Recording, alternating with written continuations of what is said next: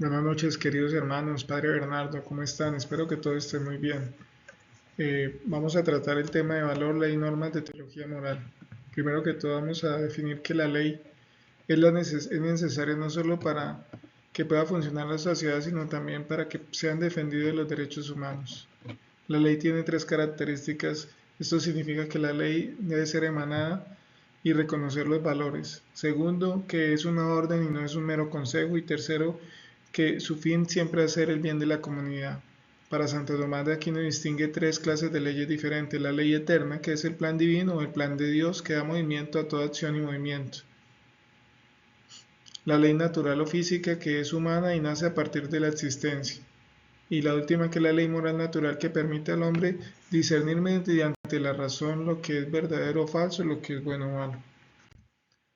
Conciencia moral. Conciencia moral viene del latín y su significado es saber con otro o cómplice. Es el núcleo más secreto y el sagrario del hombre, en el que solo está con Dios, cuya voz resuena en lo más íntimo de ella. Un ejemplo es: tengo conciencia tranquila, me remuerde la conciencia, ya cada cual con su conciencia he obrado según me dictaba la conciencia, que reflejan claramente el significado moral. Somos morales porque podemos elegir. Los moralistas dicen que debe haber una jerarquía de valores para resolver dilemas éticos.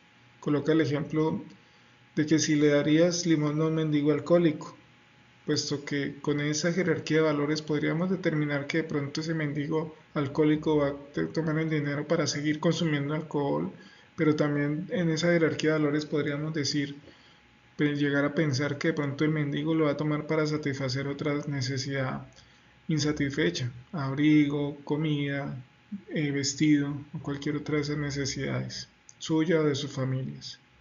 Conciencia moral. Es norma de comportamiento, es el juicio mediante el cual examino la bondad o malicia de una acción o razón con la norma universal, tanto de acciones propias como ajenas. Por ejemplo, muchos quieren decidir por nosotros y el único responsable realmente de mi existencia soy yo. ¿Cuándo la conciencia actúa moralmente? Al educar nuestra conciencia en los principios de la moral sobre la bondad y maldad de las cosas y las acciones, entonces la conciencia lanza un juicio sobre una acción que se quiere ejecutar. Un ejemplo: tomar dinero ajeno. Alguien perdió su dinero, sabemos quién es el dueño y habrán cursos de acción diferentes de acuerdo a lo que le dictamine su conciencia. Actuar bien nos hará sentir gozo y satisfacción; de lo contrario se experimentará tristeza y remordimiento.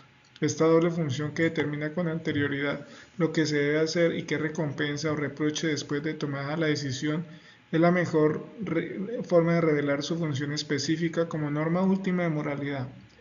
La conciencia es la norma por donde pasan todas las valoraciones morales de los actos humanos. ¿Puede una persona actuar en contra de su conciencia? ¿Se puede recurrir a la objeción de conciencia?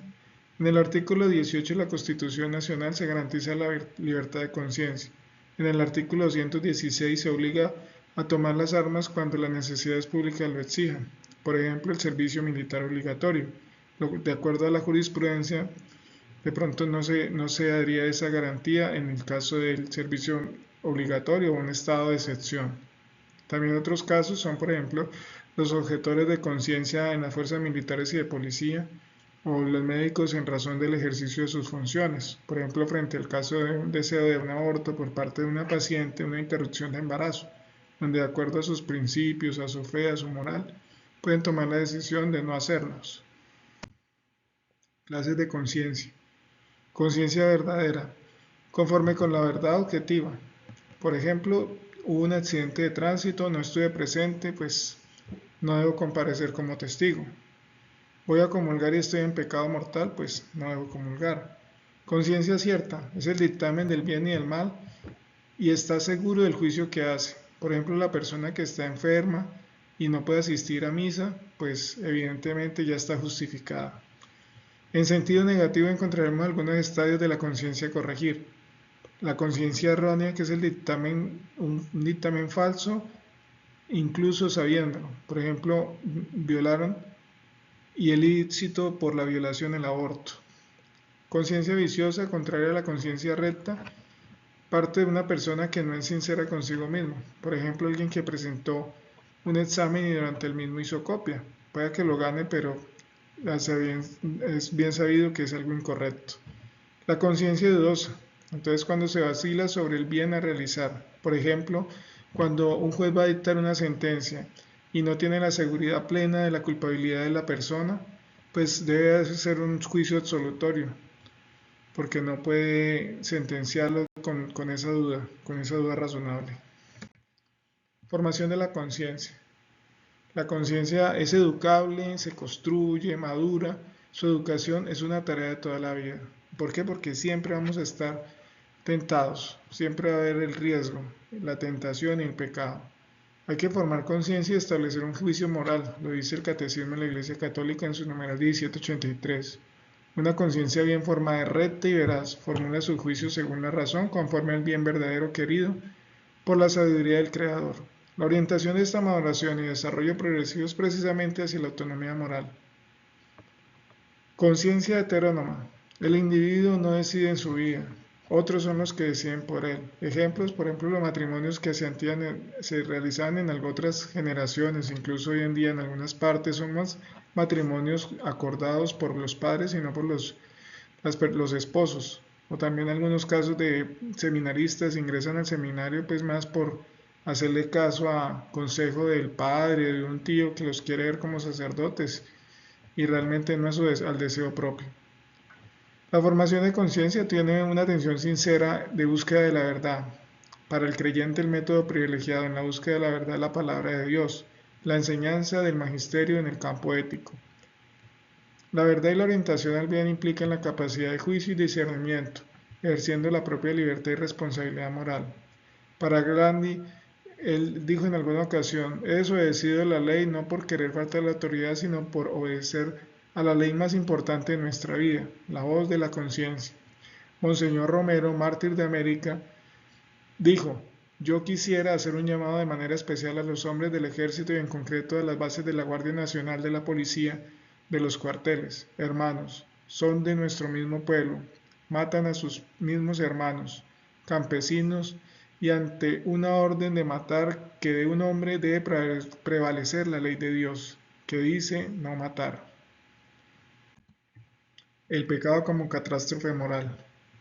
El objeto de la teología moral no es el pecado, sino la llamada a la perfección que nos ha sido dirigida por Jesucristo.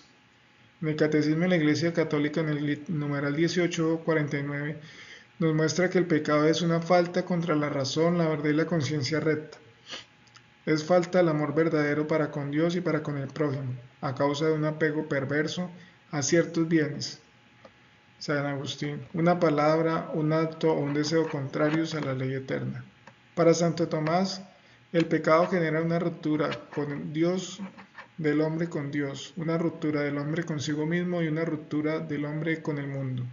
En el Nuevo Testamento, el pecado altera la relación del hombre con Dios y genera esclavitud, insolidaridad e impiedad.